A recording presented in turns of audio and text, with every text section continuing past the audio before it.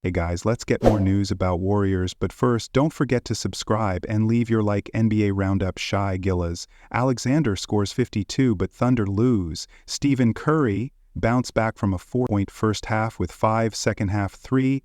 The Golden State Warriors rallied to overcome Shai Alexander's 52 points and stun the Oklahoma City Thunder 116-109 on Wednesday night in San Francisco. Andrew Wiggins went for a team-high 27 points, and Curry finished with 21 points for the Warriors, who beat the Western Conference frontrunners for the second time in 3 meetings this season. Kevin Looney chipped in with a career-high, tying 18 points off the bench, as Golden State earned its 3rd win in 4 games. Alexander logged a second 50-point effort of his career. He put up 54 in a home win over the Utah Jazz on January 22nd. Alexander, who single-handedly outscored the Warriors in the first quarter with a 21-point performance, finished 164-29 from the field. He padded his point total with an 1-8-4. One night at the free throw line, Raptors 1-6, Wizards 82. Scotty Barnes scored 24 points as visiting Toronto thrashed Washington for its 5th straight win. Barnes eclipsed the 21-point mark for the 4th consecutive game, making 10 of 19 attempts from the field. Jacob Pohl finished with 12 points, 8 rebounds, and 6 assists. Kyle Kuzma recorded 19 points and 10 rebounds for the Wizards, who lost their 15th game in a row, 1 game shy of their season worst. Skid Celtics 122-2 Bulls 120. Kristaps Porzingis scored a season-high 34 points and collected 11 rebounds to help Boston breeze to a victory over visiting Chicago. Porzingis made 10 of his 18 field goal attempts, including 8 of 14 shots from behind the 3-point arc. His 8 3-pointers tied his career high.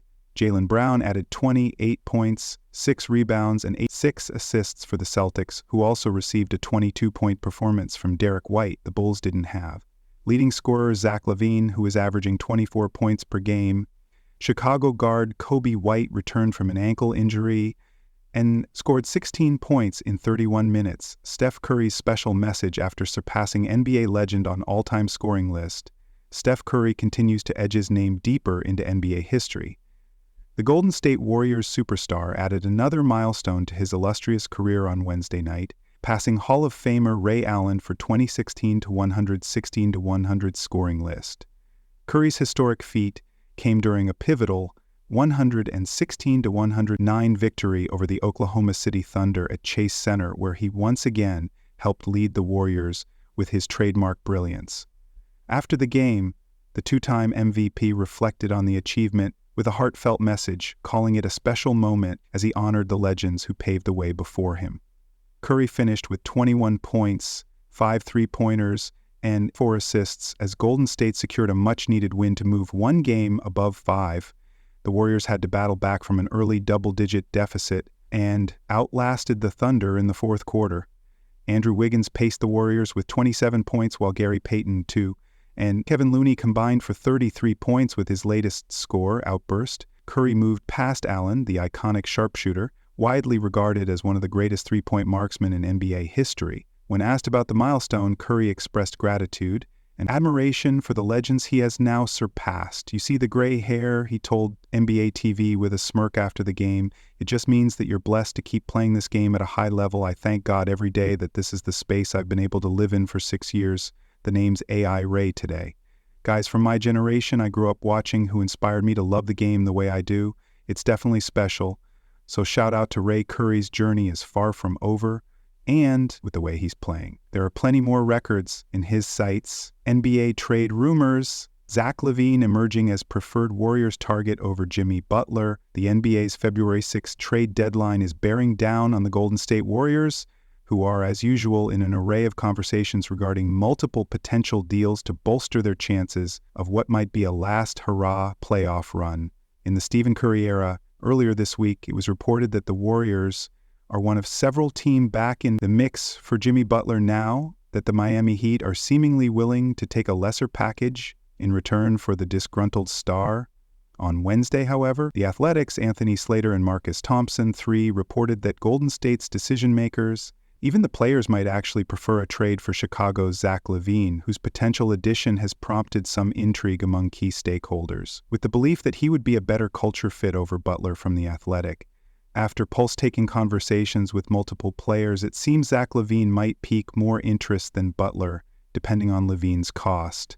There is some level of understanding and alignment from all levels of the Warriors organization that they lack a true second scorer next to Curry, and LaVine's explosive three-level scoring would fill the roster's largest void. LaVine, 29, has had a major bounce-back season so far after missing all but 23 games last year as he underwent foot surgery. He's averaging 24 points per game on 5,444 slot. 80 shooting splits, that is elite stuff. And LaVine's professionalism has also been noteworthy. He's been the subject of trade rumors for quite a while now, but has done nothing but show up for all but 6 games and do his job extremely well. LaVine would definitely address Golden State's need not just for a second scorer, but more specifically, one that can create his own offense. The days of Golden State's system creating consistent, high-quality shots are over. They need to find someone, anyone, other than Curry who can create individual advantages to break down a defense and let the ball movement flow from there. LaVine can do that now. Butler can do that too. He's not the three-point shooter that LaVine is, certainly not at volume, but he's a proven playoff superstar, whereas we've never seen that from LaVine. Butler is also a far better defender. But Butler, as noted, is older, 35, and more expensive, and he's going to want a big deal this summer, so he either qualifies as an extremely expensive rental or as a huge risk moving forward on a major multi-year deal that said LaVine isn't exactly a bargain. He's making $43 million this season, $46 million next season, and has a $49 million player option if he wants it. In the summer of 2026, do the Warriors want to commit to almost $100 million over the next 2 seasons for LaVine? Remember, this was a guy who was considered a negative asset until his resurgence. He still might be beyond that. What's the trade price? The Athletic reports that Jonathan Kuminga is considered essentially off the table for any deal involving Butler or LaVine.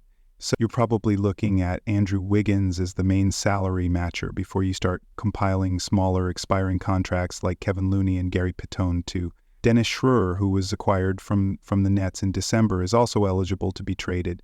Can the Warriors get away with just sending out players and salaries and keep their draft picks? If so, they have to go for it. If not, and the Heat or Bulls demand a future first-round pick.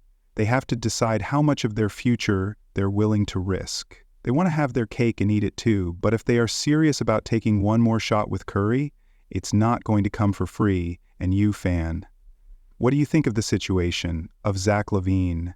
Leave your opinion in the comments.